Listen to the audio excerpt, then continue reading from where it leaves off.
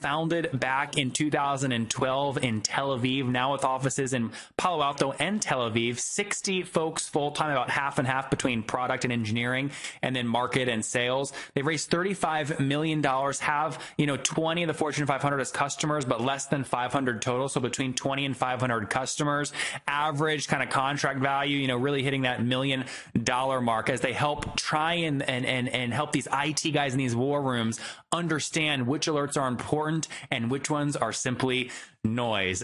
This is episode 708. Coming up tomorrow morning, you'll learn from Blake Smith, who breaks down how he's got 17,000 people using his app to efficiently manage their wardrobe. But first, here's today's episode.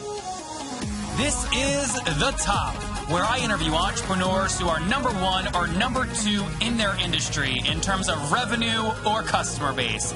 You'll learn how much revenue they're making, what their marketing funnel looks like, and how many customers they have. I'm now at $20,000 per talk. 5 and 6 million. He is hell-bent on global domination. We just broke our 100,000 units sold mark. And I'm your host, Nathan Latka.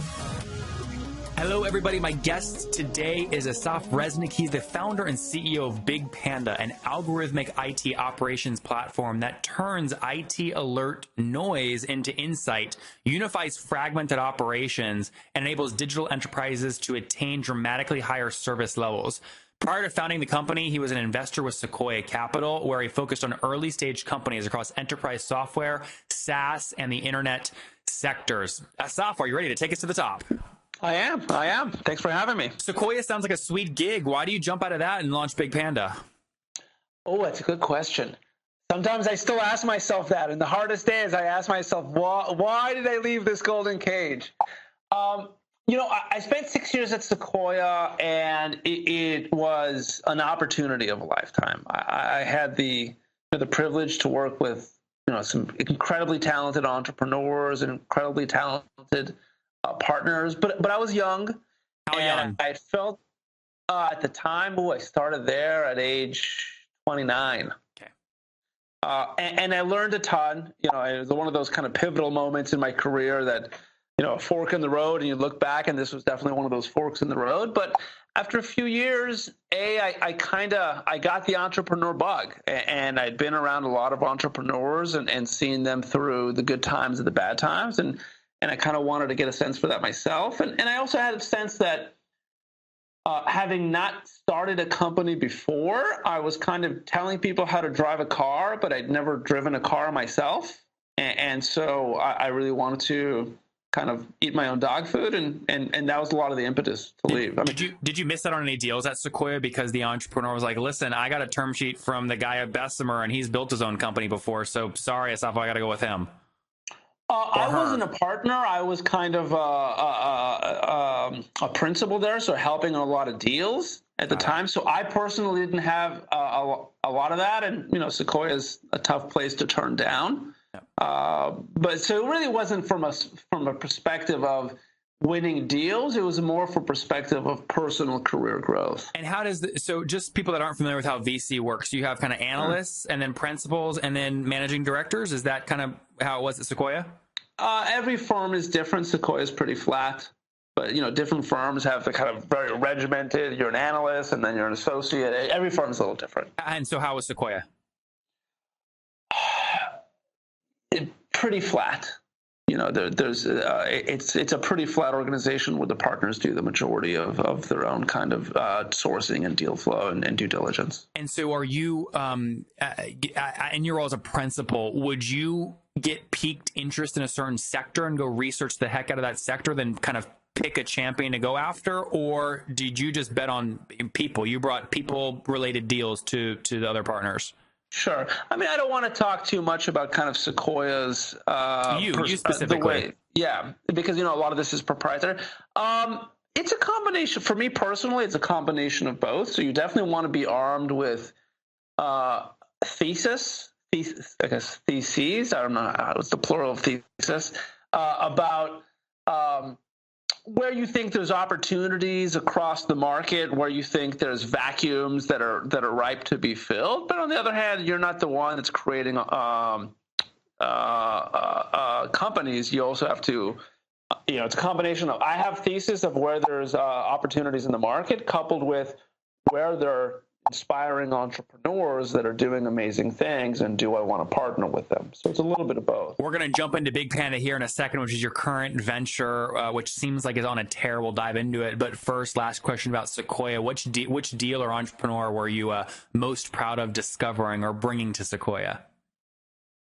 That's kind of like asking which of your kids baby. do you love the best. Yeah, I'll pass on that. No, a lot of good ones that I'm very proud to have been part of, and some still very, very good friends and colleagues. So if any of them are listening, he's giving all of you congrats. But just name one that was really interesting for you, right? That just you didn't expect it did well.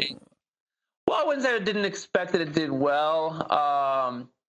I'd say probably a one that just comes to mind, but I don't know if it's necessarily the one of my favorites.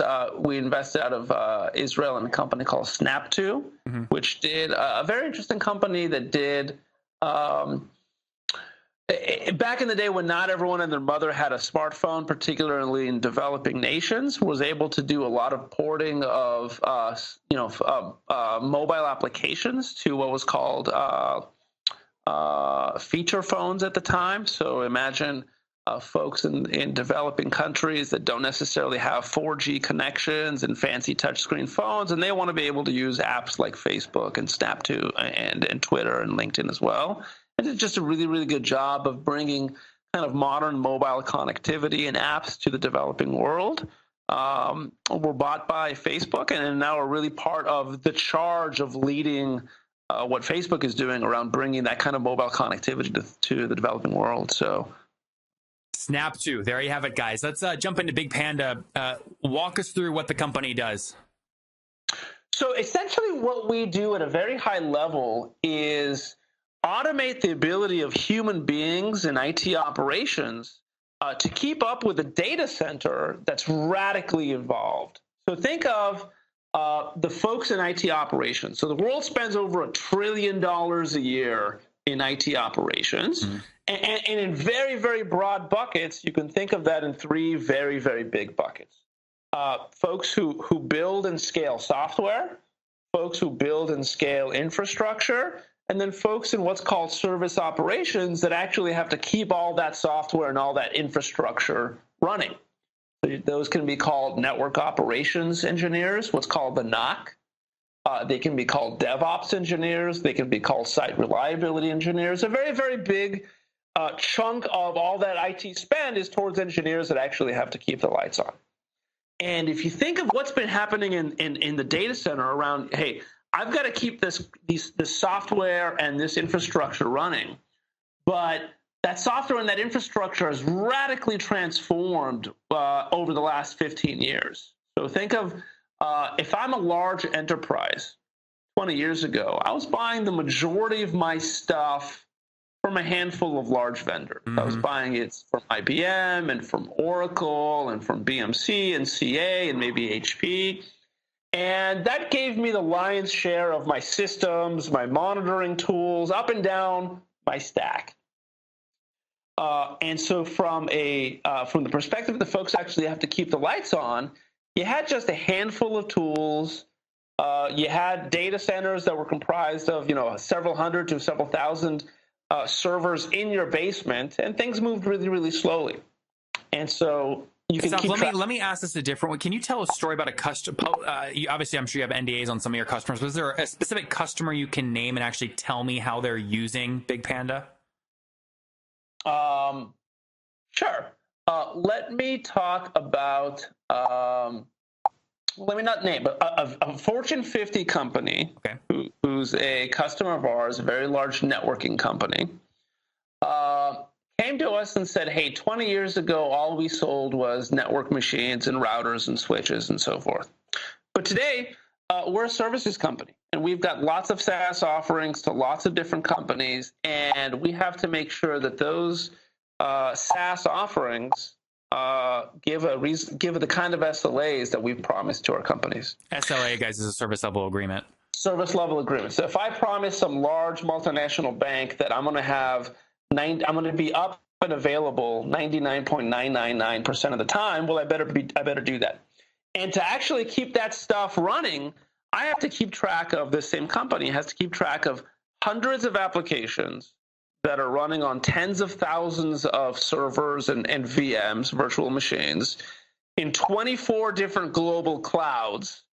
I've got teams of engineers in the Ukraine and in San Jose, California, and in India, and they're using 15 different monitoring tools to figure out what the heck's going on. So imagine you're the poor schmo that's sitting in kind of this war room, coming to work with 15 different monitoring tools, and you've got 70,000 different events that you have to keep track of. And you have to understand, hey, within those 70,000 different data points about the health of every nook and cranny of my IT stack is a potential problem that means my big customer who's got serious SLAs is not getting the quality of service that they expect. That's a really big problem. And the amount of stuff that those engineers have to look at has become a big data issue. So, Assaf, are you only kind of, when incidents start happening on a specific node or a specific database or certain occurrences, you kind of help these folks in the war room quickly figure out if this is something that's correlated, like an attack, or if it's not related, it's just regular kind of system performance? Like, is it reactionary or preventative? It's both. It's very much both. So right now, the way it is imagine you're in that war room. You've got 70,000 different alerts, and 1% of those alerts are really important, and the other 99% are just noise. Go filter through that at any reasonable time. So what we do is we use a lot of machine learning and dynamic clustering to say, hey, Mr. or Mrs. IT operations, you don't really have 70,000 alerts. You have just a handful of core issues with lots of symptoms, but you don't have to be a data scientist to figure that out. And tell me what a noise alert would sound like. So, what would it actually say? That's something that's not important, but it still takes up an IT person's time because it hits their inbox. Great question. Okay, so I've got an alert that says that server number 123 has used up the majority of its memory, okay, or it's got low disk I/O. Or something that's a problem. Now, is that a problem? Well, it's a problem if lots of other servers in that cluster are also experiencing problem. And then it's only a problem if that cluster services some kind of critical application. And then it's really only a problem if a customer is who relies on that application is having a crappy user experience. And to piece together all those problems, I've got to look at 15 different monitoring tools and spend an hour or a day connecting the dots just to figure out, is this problem with my server something that I should be concerned about, or can I move on to something more pressing? So I'm oversimplifying here drastically, but you're basically a much sexier version of like kind of if-then statements coming through alerts. In other words, if there are 10 servers in this whatever stack and 9 of them are almost full and the 10th is giving me an alert that it's almost full, I know if that last one gets filled up, it becomes a big issue because it's a critical part of our application, and then that part goes down. It's kind of if this, and then that's how you decide what alerts to surface. Is that accurate? It's somewhat accurate. The only thing I would add to that is the if-then statements themselves are dynamic. Got it. So you can't come in there and say, hey, if I had unlimited human resources, they could come in and write 30,000 if-then statements, and would that be the same thing? No, because those set of if-then statements look very different on a Tuesday than they would on a Wednesday. Yep. Because these IT environments are changing so quickly. Yep. We're almost running out of, you're educating me here, and I'm very curious to know. And I just realized we're running out of time. Let me ask some kind of rapid fire business related questions here. Sure. So what year did you launch in? We launched in 2012. Okay. And what's your model? Like, how do you make money? Is it pay as you go? Is it SaaS? What? So we're SaaS offering. So we charge by an annual subscription fee, depending on how many virtual machines or containers you're using. So basically, how big is the company? How big is your footprint? Yep. And are we talking? I'm making this up. Are we talking 10 grand per month, or 10 grand per year, or $1 million per year? Give me some kind of range. No, we're talking much more towards the latter. Towards the latter end.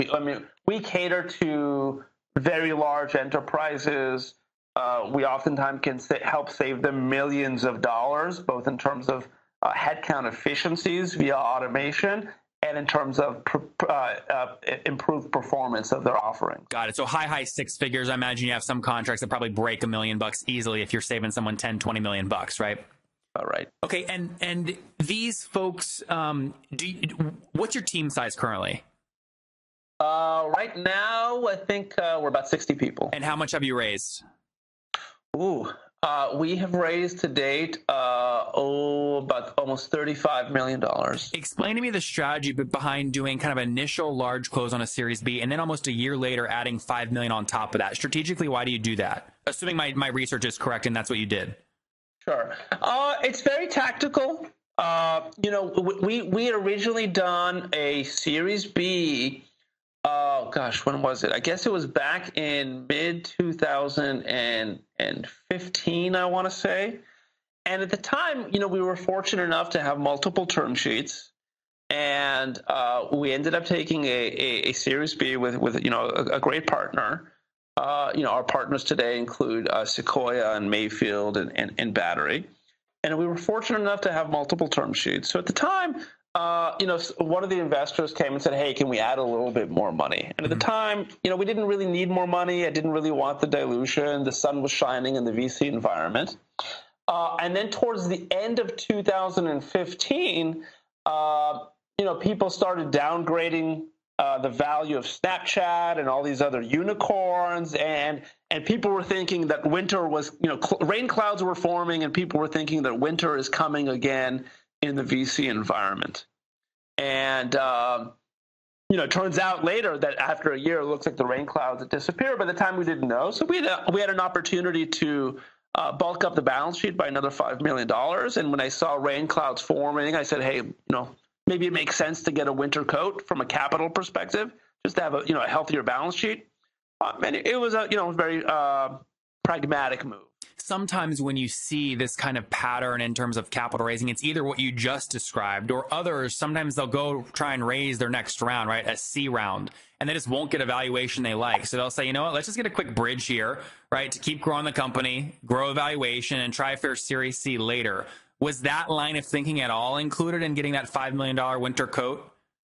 No, because this was very much, it was just a few months after we'd already done the Series B. So we had plenty of pipeline. Oh, my research is wrong there. I thought it was over a year later. No. Got it. Okay, good. So it was like you had the round open. And was it on the same terms? You just had basically an open round, and then you just maximum close, let others pile on? Very quick. Yes. Awesome. Very good. Okay, let me see here. You guys are all, location-wise, are you all based in San Francisco? No. So half the company is based in Palo Alto, and then half the company is based in Tel Aviv. So we started the company in Tel Aviv, and all of engineering is still out there. So I was living in Israel at the time. There's just a very, very strong pool of engineers out in Israel, and it's not the kind of feeding frenzy of a hiring market that you have here in the United States, especially in the Silicon Valley. So we started there, built just a very strong team of engineers, and when it came time that I felt that, hey, it's time to start engaging the market, I moved out to Silicon Valley to start the headquarters. And so at this point, we have sales and marketing and product out in the Valley, and engineering and UX out in Israel. And then give us, since obviously the company, you're progressing nicely, launched many years ago, over 35 million bucks raised, team of about 60. Is that breakdown on 60? What percentage of those folks are engineering versus kind of inside sales and marketing? It's probably about half-half. I'd say probably half of the people are engineering and product, and the other half are more go-to-market oriented. So you do have a playbook you're actively executing around selling to these IT departments, inside salespeople on a comp structure. Right? Is that accurate or no? You have to have a playbook in order to scale. Absolutely. Some people that sell, yes. I will tell you, I've talked to a few people that have pretty significant kind of SaaS business that sell into IT, and they really actually don't have a playbook because it's all utility driven. When they add X amount of nodes, they know the product's going to drive extra usage, and the upsell is actually very natural. Some people have inside sales people calling in to drive expansion ARPU. So I was curious what your model was. No, we're very disciplined about it, especially since it's our sales model is not, hey, let's sell you $5,000 and then let's grow every month. We come in and say, hey, let's do a $100 to $1 million land, $100,000 to $100 million land, and then a multi-year contract. And those are much more deliberate deals. Yep. And then before we wrap up here, give me a sense of kind of company size. We obviously have a number of employees, but how many businesses would you say are paying you today? And give a range if you're not comfortable with a specific number. Yeah, I mean, I'd rather not talk about sales and kind of customer, the number of customers. But, we cater to the largest Fortune 500 companies in the world. So we have, probably at least 20 companies today in the Fortune 500, and then a large number of kind of medium-sized enterprises as well. Yeah, I mean, you don't need, this is not a low ARPU business. You don't need thousands of customers to really build something special here. So, I mean, I'll put a huge range on. It's fair to say you have less than 500 customers? Yes. Okay, yes. Perfect. Great. If we had 500 customers... If you had 500 customers paying you kind of $1 million ACVs, right? Very nice. Exactly. You're taking me out to a steak dinner. That's what's happening, right? All right, guys, I talked about this earlier, but I schedule like so many meetings that would blow your mind. I mean, all my podcast interviews, right? Hundreds of entrepreneurs I talk to monthly, I schedule. And you know what? I do it so efficiently. I get them all to agree to my calendar. So all the calls are back to back to back. That means I'm not switching in between tasks all day long. I get them to batch so that I can be very efficient. It's so critical. I use a tool called Acuity Scheduling to do this at nathanlatka.com/schedule. It eliminates the back and forth between me and people I'm trying to meet with. It makes it very simple. And most importantly, they help me keep my no-show rate very low because they send out reminders. Helps you look very professional. So go to nathanlatka.com/schedule to sign up. And you get a great deal. You guys know this. I hit people hard. I make great deals. And Gavin, the CEO, has given us a great deal. If you sign up like normal people, okay, on their website, you only get a 14-day free trial. If you use my link, nathanlatka.com/schedule, you get 45 days free. Okay? It's the best. It's free. Go to nathanlatka.com/schedule right now to sign up, and I'll see you there. All right. Assaf, let's wrap up here with the famous 5. Number 1, what is your favorite business book? Oh, wow. Okay, I wasn't prepared. The Goal, it's about the theory of constraints. Just a really, really wonderful book about nothing to do with high tech, but really around how to create kind of efficient processes by always focusing on the primary bottleneck or constraint at any one time. Number 2, is there a CEO you're following or studying currently? Ooh. There's not. Okay, number 3, what's your favorite online tool like Acuity Scheduling? My favorite online tool. Interesting. Probably Quip, which was recently bought by Salesforce. Number 4, how many hours of sleep do you get every night?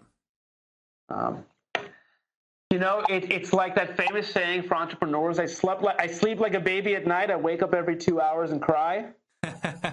On average, what do you get?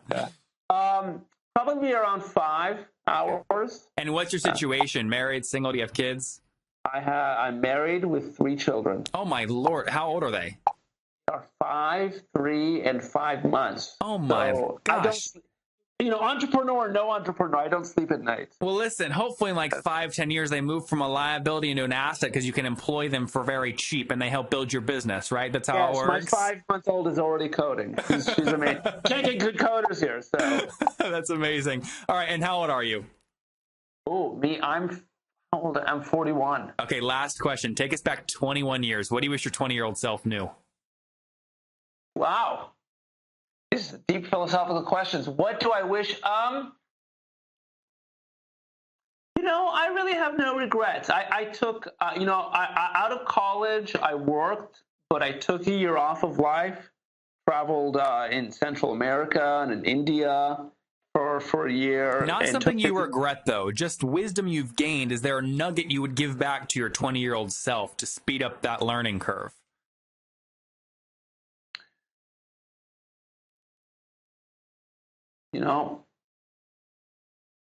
Not off the top of my head. What do you tell your kids? What do you tell your eldest kid when it comes to just life in general? Don't eat so much dessert and brush your teeth. She's 5 years old. You know. I don't know. It's a good question. In retrospect, I'd say maybe, I'll say this. I think in my 30s, I was an employee throughout my 30s. And only later into life, as I joined Sequoia and started my own company, did I really start thinking as an entrepreneur. And one of the things that being an entrepreneur forces you to do is take off the blinders. Because at the end of the day, everything comes down to your judgment call, and you have to be able to make judgments very quickly with imperfect information. And that's a muscle memory that you have to be able to learn. And as an employee, you're not forced to make those very quick judgment calls around a broad number of things and a broad range of different kinds of people. I want to say probably start a company soon. There you guys have it from the founder of BigPanda. Assaf, he would have started thinking earlier as an entrepreneur, started a company earlier. Again, the company doing well, founded back in 2012 in Tel Aviv, now with offices in Palo Alto and Tel Aviv, 60 folks full-time, about half and half between product and engineering, and then market and sales. They've raised $35 million, have 20 of the Fortune 500 as customers, but less than 500 total, so between 20 and 500 customers. Average kind of contract value, really hitting that $1 million mark as they help try and help these IT guys in these war rooms understand which alerts are important and which ones are simply noise. Assaf, thank you for taking us to the top. All right. Thank you, Nathan. If you enjoyed Assaf today, go back and listen to yesterday's episode with Manny. The government has given him power to let non-accredited investors invest. It's the first time this has happened.